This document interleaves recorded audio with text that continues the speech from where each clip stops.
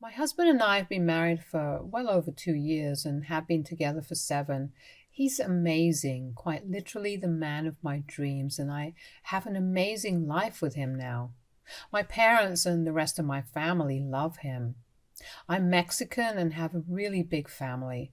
Fortunately, I haven't heard a single member of my family say they didn't like him, as he is a gentleman to everyone, which is what made me fall in love with him in the first place.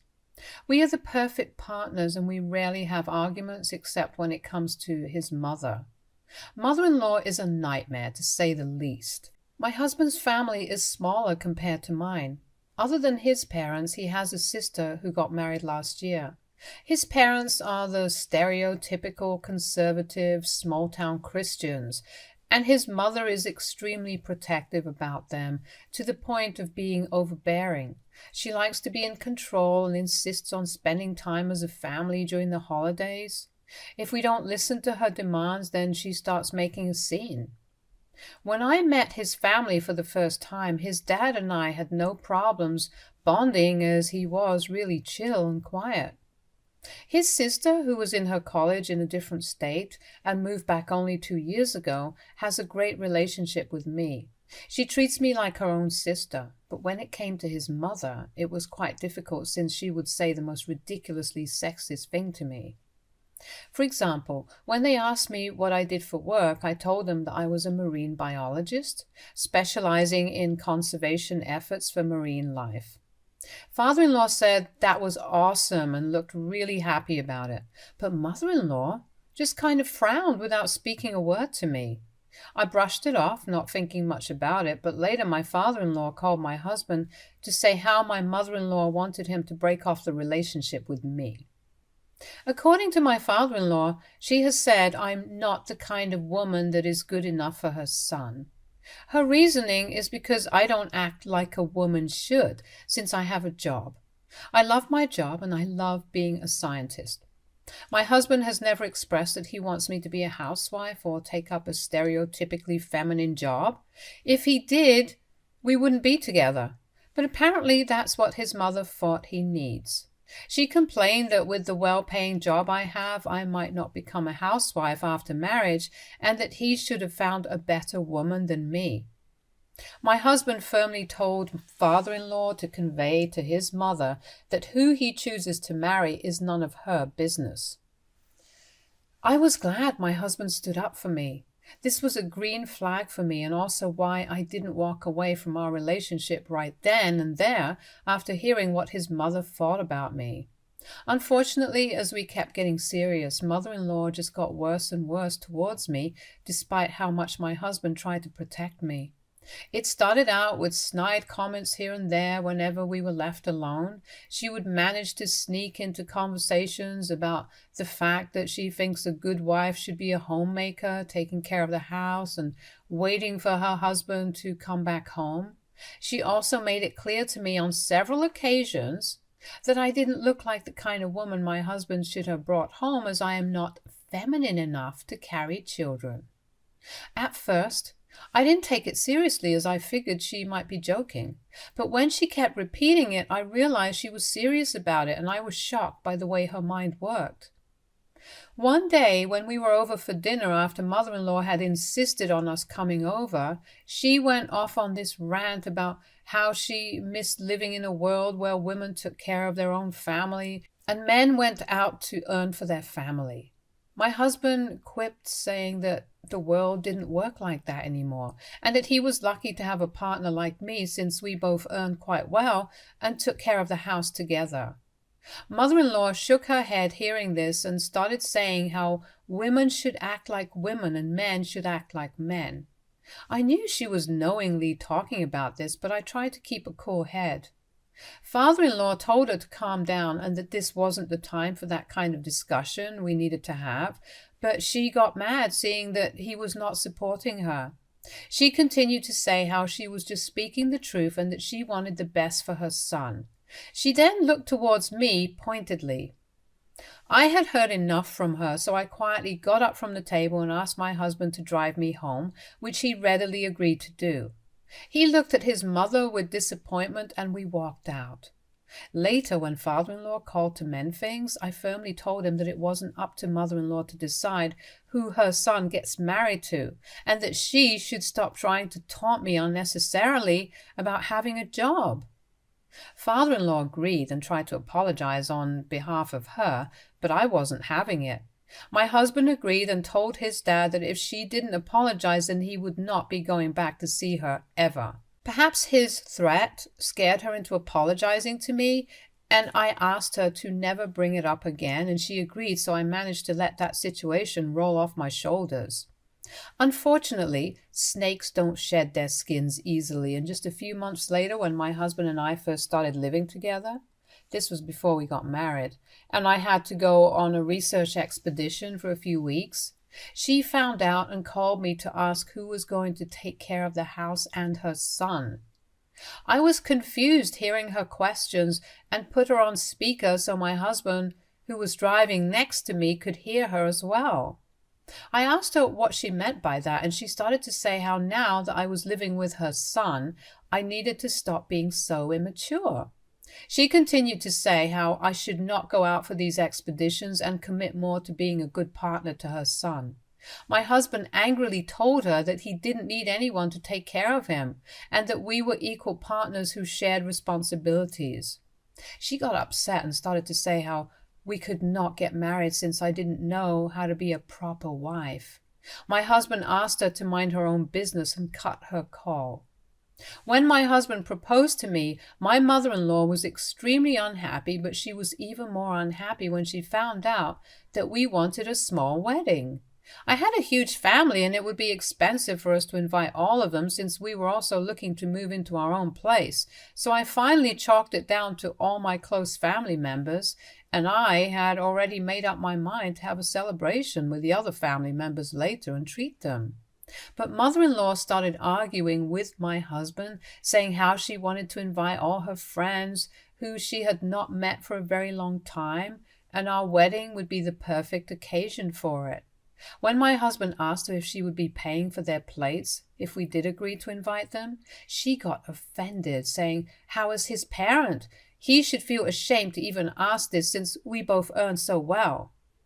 We scoffed, hearing her response, and made it clear that we had already made up our minds about having a small wedding, and if there wasn't any uninvited guest that she had invited, then she would be responsible for their meals. Mother-in-law didn't like this, but she could not do anything about it. During the wedding, she was loudly complaining about everything and made it very apparent that she hated my wedding gown. I didn't pay any heed to her comments and acted like she didn't exist because for one day I didn't want to be hurt by her mean comments. Sister-in-law, trying to protect me, tried her best to keep mother-in-law away from me for the rest of the evening. Last year, during mid-April, we found out that I was pregnant, which was such good news for us, since we had been trying for some time. We waited until I was around 9 weeks pregnant to tell our close family and friends about it. My mother-in-law was quite upset that she was not the first one to know. She called me to say how, as my husband's mother, she had every right to know first and that she was disappointed in me. I told her how we wanted to wait before saying such important news, and that if she wanted to complain, she could feel free to call up my husband since I was in the mood to listen to her lectures about what a good woman should do. Just a month after I had announced my pregnancy, as luck would have it, sister-in-law told us that she had just found out that she was pregnant also. We were shocked, yet pleased to hear about this. This just meant that there would be one new addition to our family. Sister-in-law wasn't yet married, but had a serious long-time boyfriend who we had all met. I knew that mother-in-law would make a big deal about this pregnancy before marriage thing, which she did, as expected, but my husband supported his sister as much as he could, and finally mother-in-law accepted. Father-in-law was extremely emotional and was happy that he would have 2 grandchildren at a time. Sister-in-law and I started spending more and more time together since we were simultaneously pregnant and going through this journey together. We leaned on each other for advice and companionship during a period that was both magical and challenging. We shopped for our babies together and decided on our nurseries. During this time, mother-in-law started to constantly compare my pregnancy with sister-in-law's pregnancy journey out of nowhere, as if it was some sort of a competition. She would say things like how sister-in-law was clearly better equipped to be a mother than me, since she had always been a homemaker, unlike me, who had a job. There would be snide remarks here and there, like if I vomited more and she found out, she would say how sister-in-law never vomited this much, so it clearly means that her womb was better for the baby. As much as I tried to let her comments go, it would bother me, and sister-in-law hated it as much as I did. When it came time for my gender reveal party, I asked sister-in-law to find out the gender of our baby from our doctor so she could prepare the envelope. She did the same when it came time for her gender reveal party. Mother-in-law was furious when she found out about this and had a major meltdown. She turned up at our doorstep screaming at us that I was trying to take away her grandchild from her by not allowing her to organize this gender reveal, that my husband should put his foot down when it came to me so she could be more involved in my pregnancy. My husband didn't like the way she was speaking to me, as it was starting to give me a headache, so he told her to get out, or she would be cut off permanently from our grandchild's life. As usual, she made a scene, crying and insisting that she only wanted the best for her grandchildren, but made her exit eventually. Later, we received calls from father-in-law and sister-in-law as they were concerned with how she was acting, and we had to tell them everything that had happened. Sister-in-law was shocked to hear how her mother was behaving and urged me to rest as much as I could because clearly I was distressed after all my mother-in-law's screaming. During Christmas, my husband told his mother that we weren't coming to Christmas since I couldn't travel long distances. She was pissed to hear that, arguing how he was trying to stray away from his family, and when he refused to listen to her, she hung up in the middle of the conversation. We thought she understood and would not bother us again. But to our surprise, a week later she texted him saying we should be at her place sharp at 4 p.m. My husband texted back to her, reminding her about their conversation earlier about us not coming. She decided to call him and started screaming at him that he had no right to avoid family by acting like this, and started asking questions if I was trying to deter him from coming. My husband told her that it was both our decision to not go, and she started screaming again about how he needed to control his woman. Understandably, I started realizing how controlling and toxic mother-in-law was becoming day by day, and would share my concerns with my husband and sister-in-law. Both of them would agree that she was clearly crossing the lines and would stand up for me, but their mother was exhausting. When it came time to give birth, we didn't have time to inform anyone, as I went into preterm labor at 33 weeks and our baby boy was born at 34 weeks via emergency C-section, after all efforts of natural birth failed. After my husband checked that both I and the baby were okay, he announced our son's birth on the family group chat and also informed my family.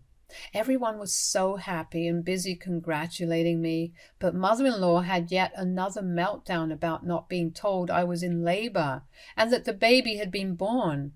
She sent us a barrage of texts personally saying how she should have been there in the delivery room with me watching her grandchild coming into this world. This was absolutely ridiculous, since I would never allow her in, but I didn't reply to correct her delusions as I was busy with my baby. When we announced his name, she called my husband crying about how it sounded too Mexican and that he should keep a different name. When my husband said he liked our son's name, she said how it could be our son's middle name, but we needed to keep a different name. We obviously didn't listen, and she kept fussing about it. When it came time for her to meet our son, she insisted on calling him a completely different name, which took us by surprise. She tried to justify saying how this could be her special little name for him, but my husband firmly asked her to cut it out. She also hates the fact that I breastfeed my son, because then I would have to take him away from her, and she says that I should start feeding him formula, so then she can spend more time with him. My mother, who was also present with me, informed her how a newborn baby needs to have breast milk. but mother-in-law kept arguing that it was not fair.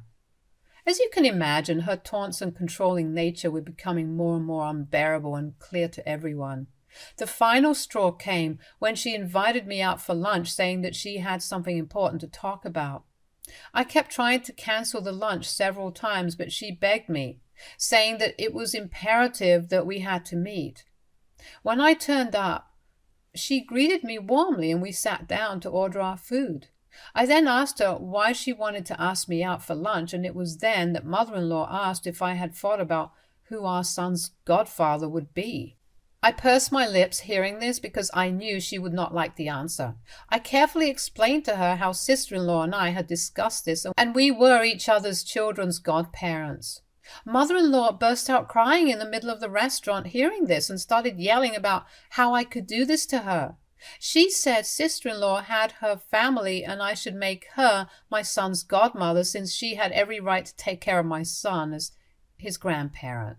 I reminded her how she thought sister-in-law was better equipped than me, so naturally she should be happy that my son would be taken care of well by her. But mother-in-law argued back that only she could be trusted, and I should make her my son's godparent. Her ridiculous demands were starting to get on my nerves, and I told her firmly that we were done discussing this, and that if she wanted, she could discuss this with my husband later. Later, I did tell sister-in-law regarding my lunch, and she didn't like how mother-in-law didn't want her to be our son's godparent. My husband also didn't understand why my mother-in-law was behaving this way and kept ignoring her calls. Last week, sister-in-law gave birth to her daughter, and she had asked me to be in the delivery room for support since I had been through this.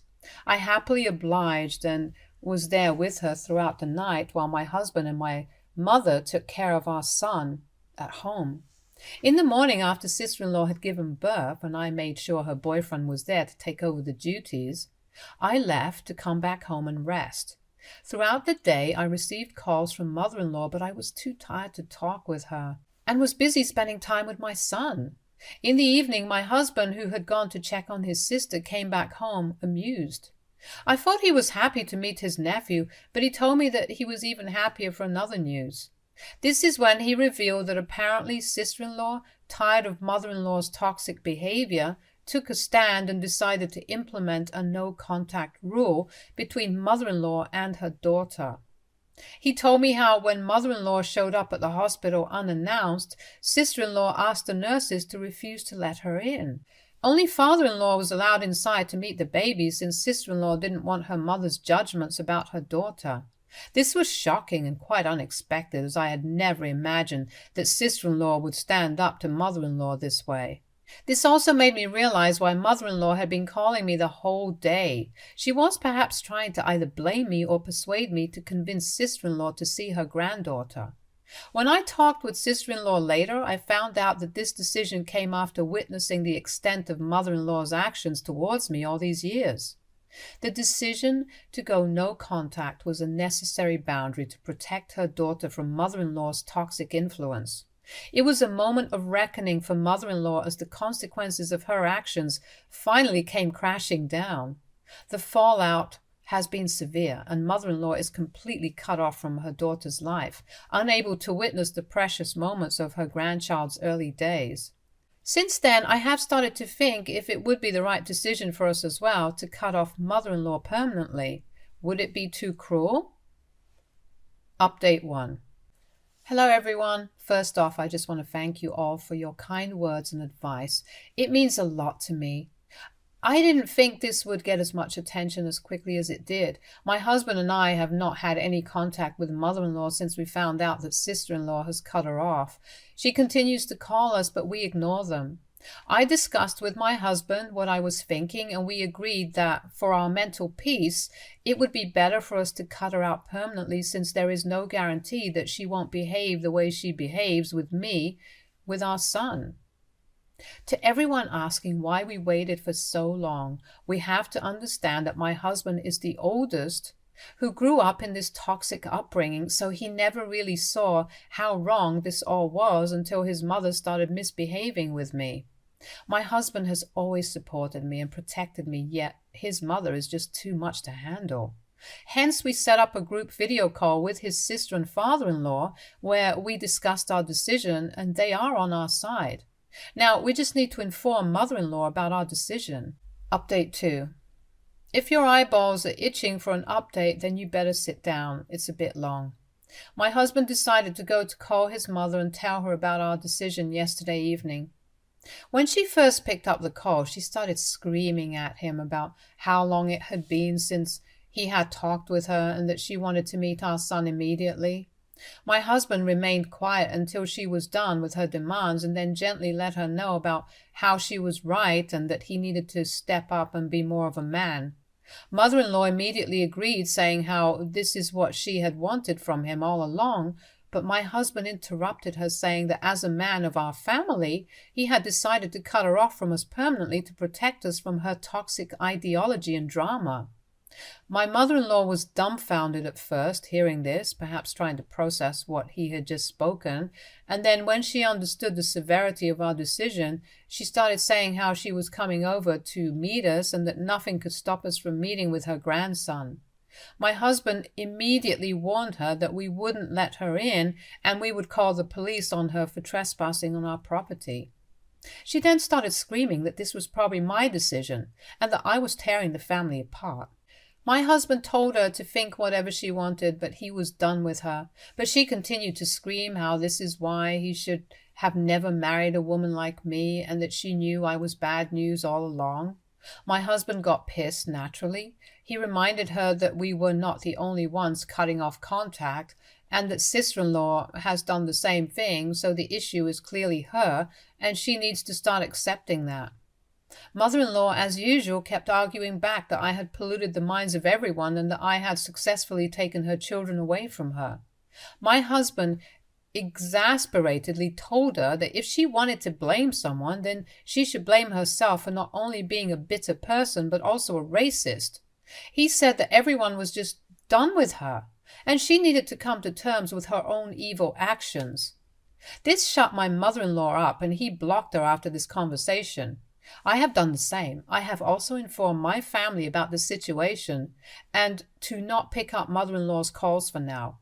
I feel bad for my husband and sister-in-law for not having a supportive mother, but I'm also glad that I won't ever have to go through such shitty situations ever again. Update 3. It's been 2 months since my last update, and I'm happy to update that our son is doing well. Sister-in-law and I continue to remain close, and we regularly meet up so our babies can have play dates. It is adorable to see how they're bonding, and I hope that they continue to be each other's best friends as they grow up. Also, another happy update is that sister-in-law is finally getting married to her baby daddy, as we all knew that she would.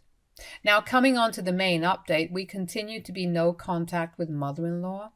To everyone who was concerned about our safety, don't worry, we have cameras installed everywhere, and we did change our locks, so there is no way that mother-in-law can ever disturb us. I doubt that she will ever confront us publicly, since by now a lot of people know exactly why we cut her off, so she must be definitely embarrassed.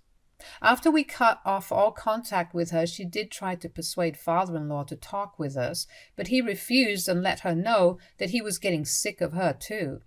I guess when her own husband told her this, it might have finally made her think, because a few weeks later she asked father-in-law to tell us how sorry she was for everything that she had done to me. I doubt that she genuinely feels apologetic, which is why we continue to not talk with her until today. Father-in-law and my family continue to visit us and bond with our grandchild, which is how it is going to be in the near future. Stay tuned for more stories from Our Girl Relationships.